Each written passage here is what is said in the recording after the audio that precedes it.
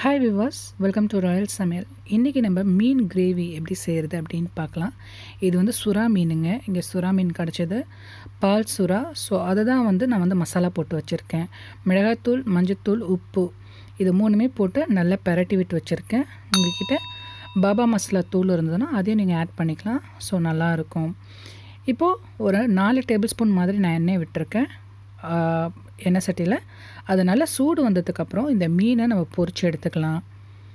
So இது நல்ல பெரிய பெரிய துண்டாக போட்டு இருந்ததுனால சின்ன சின்ன பீசஸாக கட் பண்ணியிருக்கு. ஸோ அதை நான் பொரித்து எடுத்துக்கிறேன். வெங்காயம் ஒரு 4 வெங்காயம், 3 தக்காளி, பச்சை மிளகா, கருவேப்பிலை தாளிக்கிறதுக்கு. இந்த வெங்காயம் தக்காளி சின்ன சின்னதாக இந்த மாதிரி கட் பண்ணி வச்சுக்கிறேன். தக்காளி நம்ம அரைச்சி வச்சுக்க போகிறோம். 3 தக்காளி தாராளமாக போதும். நல்லா அதிலே புளிப்பு இருக்கும். ஸோ திக்னஸ்க்கும் அதே நல்லாயிருக்கும். அதனால் நான் 3 தக்காளி அரைச்சி வச்சுக்கிறேன். இப்போ இந்த மீனை முன்னாடி பின்னாடி இந்த மாதிரி திருப்பி விட்டு நம்ம எடுத்துக்கலாம். ஸோ இதே எண்ணெயிலேயே நான் தாளிச்சிக்கிறேன். தாளிக்கிறதுக்கு 1 டீஸ்பூன் பெருஞ்சீரகம் போட்டிருக்கேன், சோம்பு போட்டிருக்கேன். ஸோ சோம்பை நல்லா வறுத்துக்கலாம் தீஞ்சிடாமல். வெங்காயம் என்கிட்ட இந்த பீட்ரூட் வெங்காயம், அதாவது கலர் வெங்காயம் இருக்குது. இது நல்லா கலர் கொடுக்கும். ஸோ இதை நல்லா வெங்காயத்தை குறுக்கல்ல வெட்டி அதை சின்ன சின்னதாக இந்த மாதிரி கட் பண்ணியிருக்கேன். சீக்கிரமாக நமக்கு வதங்கிடும். அதிலே கருவேப்பிலை ஆட் பண்ணிக்கிறேன்.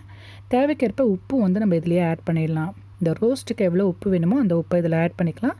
மீனில் வேறு உப்பு போட்டிருந்தீங்கன்னா இதுக்கு ஜாக்கிரதையாக பார்த்து நீங்கள் ஆட் பண்ணிக்கோங்க. இஞ்சி பூண்டு விழுது 1 டீஸ்பூன் போட்டிருக்கேன். அதை இந்த எண்ணெயோடு நம்ம வதக்கி விட்டுக்கலாம். எண்ணெய் நான் நிறையா சேர்க்கலை நான்.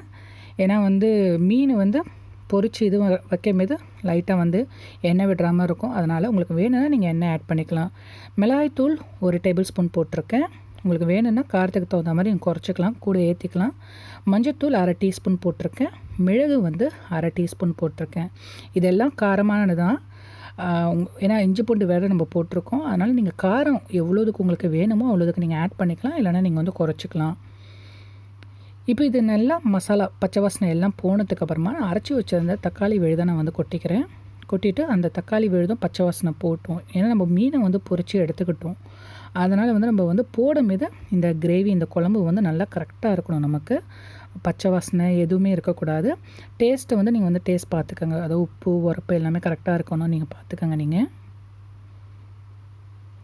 இப்போது இதை அந்த மிக்ஸி தக்காளி அரைச்ச மிக்ஸிலேயே இருக்கிற தண்ணியை கழுவி நான் இதை ஊற்றிருக்கேன். இதை மூடி போட்டு ஒரு 3 நிமிஷத்துக்கு நல்லா கொதி விடட்டும். இந்த மாதிரி நல்லா கொதி விட்டதுனாக்கா அதில் பச்சை வாசனை போய் அந்த தக்காளியோட சாரெல்லாம் இறங்கி அந்த திக்னஸ் ரொம்ப நல்லாயிருக்கும். ப்ளஸ் கலரும் நல்லா கொடுக்கும். இப்போ பாருங்கள், எனக்கு அந்த புகையில் கிளியராக தெரிய மாட்டேங்குது. ஸோ ஓகே, எனக்கு அந்த கலர் ரொம்ப நல்லா இருக்குது. ஏன்னா அந்த வெங்காயத்தில் இருக்கிற கலரும் தக்காளியில் உள்ள கலரும் நல்லா இறங்கி சூப்பராக இருக்குது. இப்போ இந்த மீனை இந்த கிரேவியோட நான் ஆட் பண்ணிக்கிறேன்.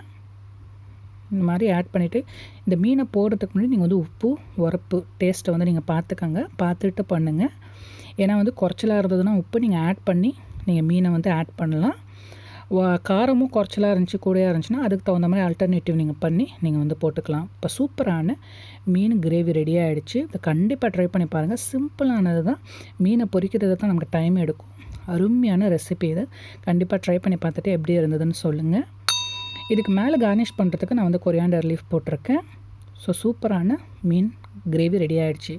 இதை பார்த்ததுக்கு ரொம்ப தேங்க்ஸ். பிடிச்சிருந்தேன்னா லைக் பண்ணுங்கள். தேங்க்யூ ஃபார் வாட்சிங். தேங்க்யூ. பை.